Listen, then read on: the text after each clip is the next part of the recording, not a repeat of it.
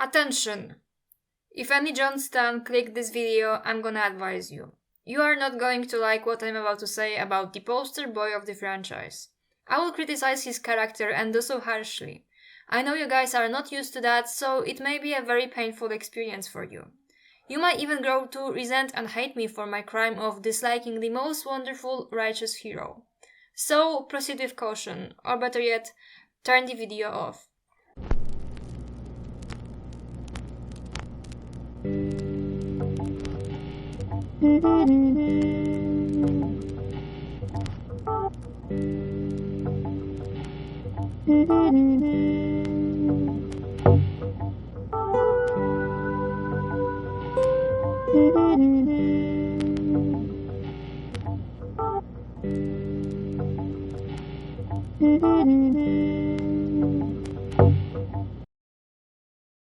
Before we start, remember that if you like my content, like, subscribe and share so that more people can see it. Make sure to click the notification button so that you never miss a new video. Jon Snow is officially a bastard son of Ned Stark, who was raised in Winterfell alongside his trueborn children. He grew in comfort and privilege, received formal education, was loved by his father and his siblings. The only person opposed to his existence in Winterfell was Catelyn Stark, Ned's dishonored wife, who nonetheless never beat him or abused him emotionally. She was simply distant. Jon Snow never knew his biological mother, but fans speculate that Ned isn't his biological father either.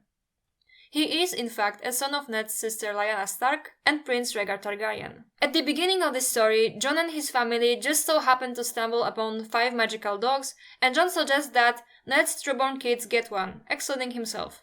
Right after this, a 6th pup appears, just for him. Robert Baratheon, the king of the Seven Kingdoms, arrives at Winterfell, but Jon is not allowed to sit at the place of high honor due to his illegitimacy. Jon's uncle Benjen suggests he joins the Border Patrol, Night's Watch. Before Jon leaves for the Wall, he tries to say goodbye to his comatose brother Bran, but has an unpleasant encounter with Catelyn Stark. As he joins the Night's Watch, he makes no friends among his fellow recruits. Benjen leaves for a ranging mission beyond the Wall and never returns. Donal Noy, an armorer, points out that Jon acts like a bully and is privileged over other recruits. As Jon receives information that Bran is going to live, he changes his attitude towards others and befriends everyone but cartoonish enemies. When Samwell Tarly arrives at the Wall, Jon reaches out to him and helps him get accepted by fellow recruits. Jon and the rest are about to say their vows, but Sam is not ready yet. Knowing that Sam will be hired by other recruits without his protection, he asks Maester Aemon to persuade Jeor Mormont, Lord Commander, to let Sam finish his training alongside them by making him Aemon's steward. Mormont himself appoints Jon as his steward, and Sam points out that he wants to groom Jon to give him a leadership position. Jon and Sam decide to say their vows in front of the weirwood north of the Wall. They find 2 corpses of fellow Night's Watch members and bring them back to the Wall, where Jon learns that his father was arrested.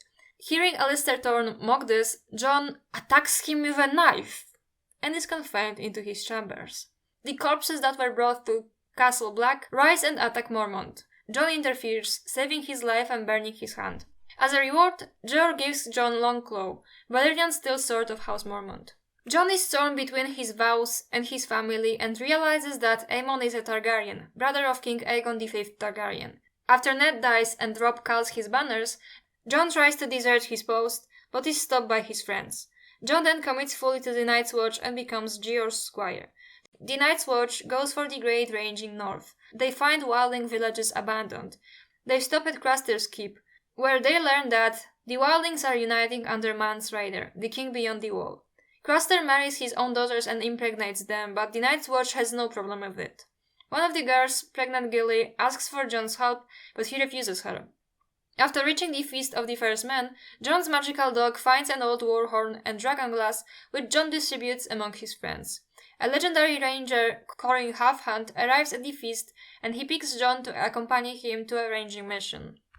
The party comes across a wildling camp. Jon kills one of them, but hesitates when he notices that another is a woman, Ygritte. Corin orders Jon to kill Ygritte, but he lets her go. Through his dreams, Jon is able to enter the mind of his magical dog, where he sees a host of thousands of wildlings. Corin orders Jon to join the wildlings and gather information of what they're up to. The wildlings require Jon to kill Corin as proof of his loyalty. Jon meets Mance Rayder and convinces him to let him join. As they travel, they see the aftermath of the slaughter at the Feast of the First Man, where the Night's Watch had been attacked by whites. Jon and Ygritte make it to the south of the Wall, and in the meantime, they fall in love and Jon breaks his vows of celibacy with her. Jon eventually decides to return to Castle Black and warns them of the wildlings' plans. In the meantime, Robb Stark, king in the north, ponders legitimizing Jon as his heir. Jon returns to the Wall and learns of the alleged deaths of Bran and Rickon and the burning of Winterfell. Jon then helps defend Castle Black against wildling attack. During the raid, Ygritte dies in Jon's arms. After Donal Noye dies, Jon takes command and successfully holds the Wall against overwhelming odds. Afterwards, Jon is arrested for desertion and killing Corin, but is not punished due to his popularity at the Wall. Jon is supposed to negotiate with Mance Rayder and kill him. Jon realizes that the wildlings are simply escaping the others and just want to safely pass south. They are surprised by the arrival of Stannis Baratheon and his forces. Stannis suggests legitimizing Jon and making him Lord of Winterfell, marrying Val, the wildling princess, to gain support from the free folk.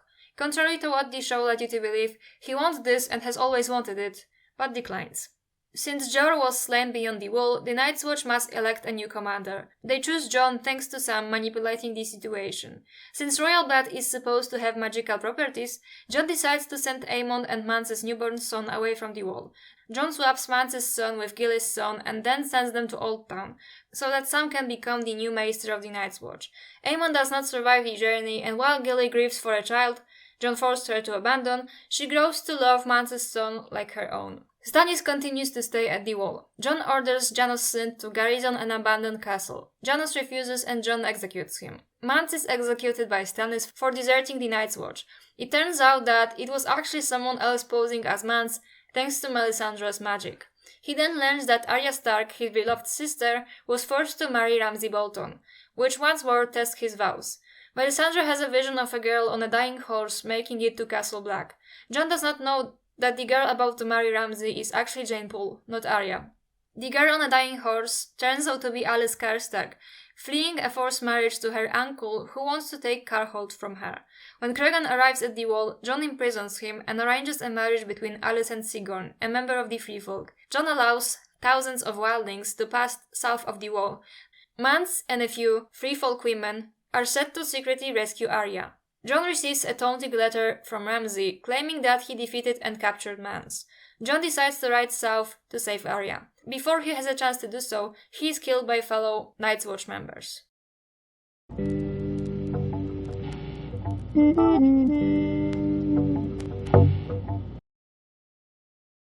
I used to like Jon Snow the first time I read this story. I still think there are a lot of positive things to say about him. However, I don't have to repeat any of those.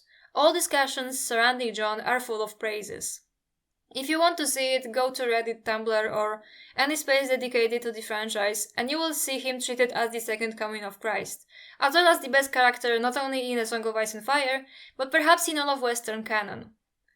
That is why I think a good critical video about him is in place, though not quite in a way that most characters from that particular story are criticized.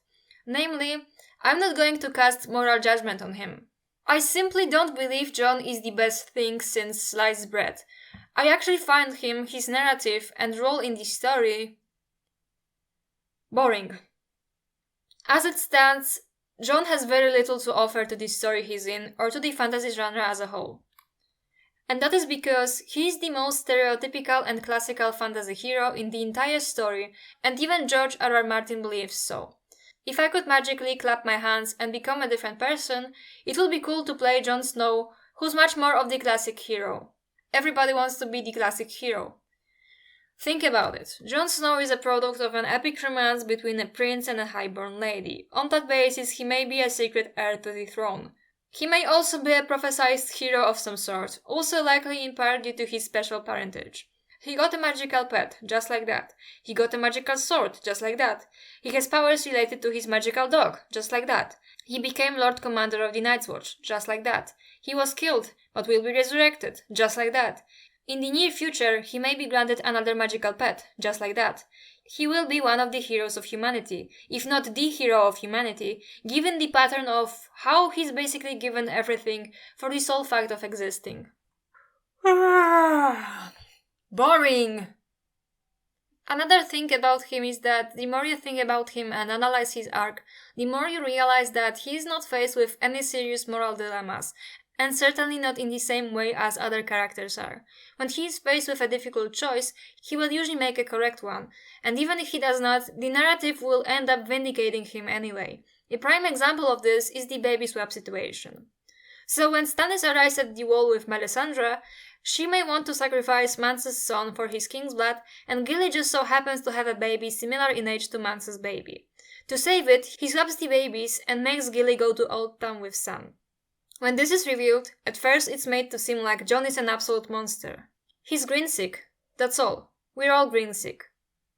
Once we make port in Braavos, the babe will still be Dalla's son and not the child of her body. It took Sam a moment to grasp what Aemon was suggesting. That she wouldn't, of course he's hers. Gilly would never have left the wall without her son. She loves him. She nursed them both and loved them both, said Aemon. But not alike. No mother loves all her children the same, not even the mother above. Gilly did not leave the child willingly, I am certain. What threats the Lord Commander made, what promises, I can only guess. But threats and promises there surely were. No, that's wrong. Jon would never. Lord Snow did. Sometimes there is no happy choice, Sam. Only one less grievous than the others. But then, in that situation, this seems to indeed be the correct choice, since if it wasn't, the baby might have been given to the flames. As the cinnamon wind made her way through the stepstones, Maester Aemon forgot Sam's name oft as not. Some days he took him for one of his dead brothers. He was too frail for such a long voyage. Sam told Gilly on the forecastle, after another sip of the rum. Jon should have seen that. Aemon was 102 years old. He should never have been sent to sea. If he had stayed at Castle Black, he might have lived another 10 years. Or else she might have burned him, the Red Woman. Even here, 1,000 leagues from the wall, Gilly was reluctant to say Lady Melisandre's name aloud. She wanted king's blood for her fires. Val knew she did. Lord Snow too. That was why they made me take Dalla's babe away and leave my own behind in his place. Maester Aemon went to sleep and didn't wake up, but if he had stayed, she would have burned him. And this vindicates another one of the decisions Jon makes, to send Aemon to the Citadel, a journey by the sea that a 102-year-old man certainly wouldn't have survived no matter what. But at least he won't be given to the flames with his king's blood. And Gilly herself does not hold it against Jon that he threatened her and stole her baby. She's the one to point out that this was a cruel yet necessary choice. She cries a lot, then she gets over it, and starts loving Mance's child as her own. Dalla's babe began to cry. Gilly pulled open her tunic and gave the boy her breast. She smiled as she nursed, and stroked his soft brown hair. She has come to love this one as much as the one she left behind, Sam realized. He hoped that the gods would be kind to both of the children.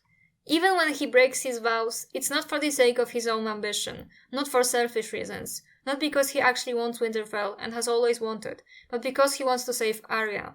He would never betray honor or duty for selfish reasons, because he would no longer be lily-white in comparison to other characters. And even when he receives the ultimate punishment of it all, death, it's clear as day that he is going to be resurrected. Of course, he will be a different person once this happens, but how many characters are granted the privilege of literally coming back to life, especially in this story where half the characters die? The thing that saddens me most out of it is that there is a lot to discuss about Jon. Even if, in my humble opinion, the discussion is not as productive as in the case of other characters, for reasons outlined before. And even then, in spite of his massive popularity, in spite of being the designated dude bro self-insert, in spite of the good qualities he possesses, in spite of his own accomplishments, nobody actually discusses him for what he is or what he does in his arc. A good 90% of discussions surrounding him are about what he may be: a son of Rhaegar and Lyanna, a secret Targaryen, Azor Ahai, the prince that was promised, secret heir to the throne, Dragon Rider. Jon has his fair share of accomplishments that stem from him and him alone, but nobody is interested in discussing those, or criticize him in some cases, Though there is indeed little to criticize, given how he tends to always do the right thing, and even if he doesn't, he was right anyway. All of the aforementioned things he achieves without doing anything. He needs only exist for all of this to be granted to him. He does not have to be a homeless, penniless exile. He does not have to be sold into slavery. He does not have to lose his baby for the crime of his childhood naivety. He does not have to euthanize his wife after he desperately tries to save her life, when he realizes that without her, he means nothing to everyone around himself. He does not have to lose everything. He does not have to walk into a fire to wake dragons from stone. No. He was raised in a castle where he always had a full belly, was formally educated, and had a family that loved and cherished him. His family stumbles upon magical dogs. He is given a magical sword. Lord Commander of the Night's Watch starts grooming him as his successor. He becomes Lord Commander, and in the future he will get that dragon. He will become a hero because he had parents of the correct ethnicity, with a perfect mix of this and that blood. Even when he dies, he gets resurrected, and that conveniently allows him to pursue what he's always wanted without casting moral judgment on breaking his sacred duty. He is the avatar of everything that is righteous and noble, the archetypal fantasy hero. A boring fantasy hero. Jon is one of the key 5 characters, and he is an outcast to some degree. But only in his case, his outcast status is easily reversible.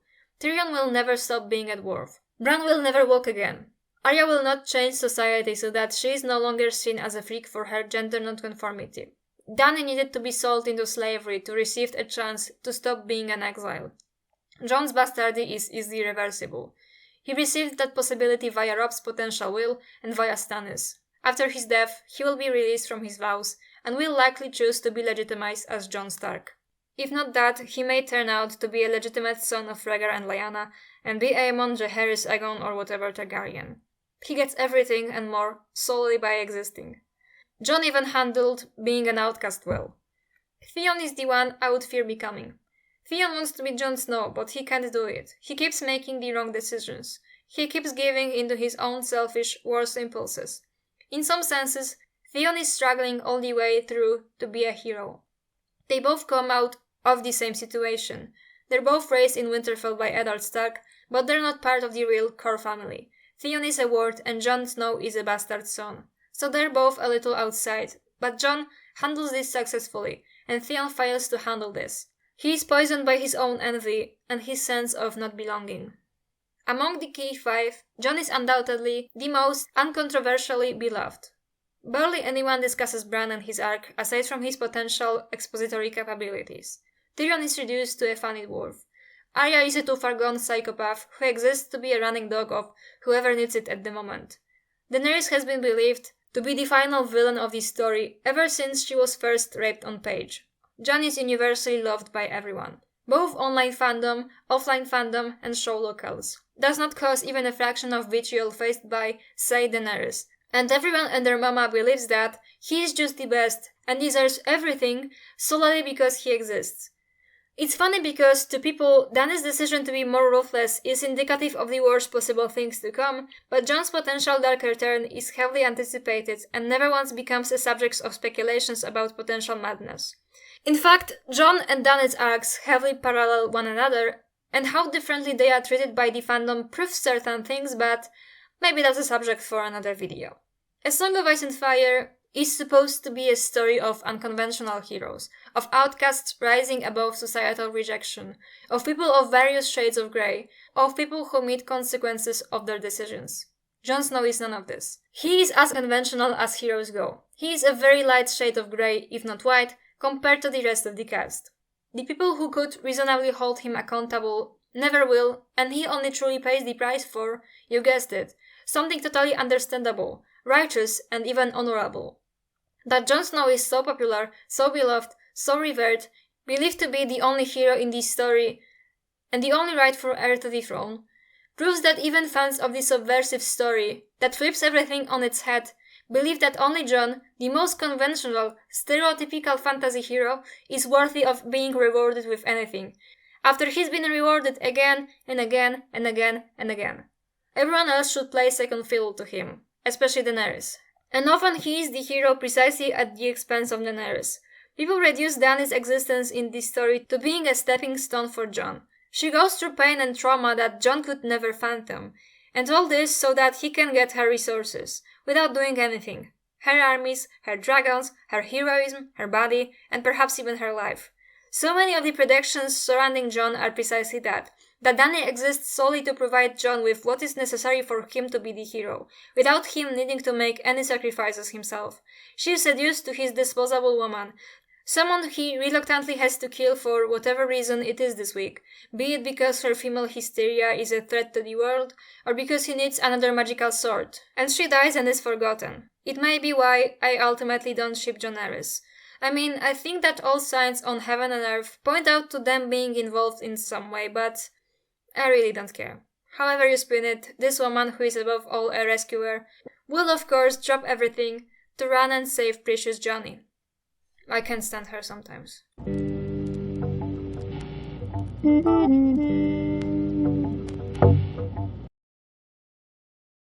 Jon Snow is, to my eyes, awfully boring, stereotypical, classical. Everything always works out in his favor. He gets everything solely because he is a protagonist. The narrative never judges him and always vindicates him. If he were a woman, he would be considered a Marisu. But, I said in the intro that I'm going to criticize him harshly. But I can't really do that. Not if he always does the right thing, and not when he is always in the right. Not when even the people he hurt revere him. Sad truth. Thanks for watching. Remember that if you like my content, like, subscribe and share, so that more people can see it. Make sure to click the notification button so that you never miss a new video.